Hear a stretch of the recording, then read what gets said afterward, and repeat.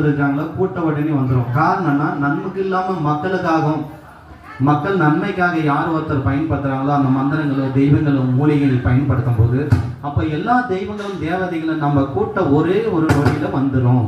அதனால தான் அவ்வளவு சக்தி வாய்ந்தது மந்திரங்களுக்கெல்லாம் ஆன்றது. அப்படிப்பட்ட இந்த அமாவாசையில் வந்து ஒரு சிறப்பு ஒரு அம்சம் என்னன்னா, இந்த சிவனார் வேம்பு மூலிகைன்னு யாராவது கேள்விப்பட்டிருக்கீங்களா? யாராவது தெரிஞ்சா கை தூக்குங்க. சிவனார் வேம்பு கேள்விப்பட்டிருக்கிறியா?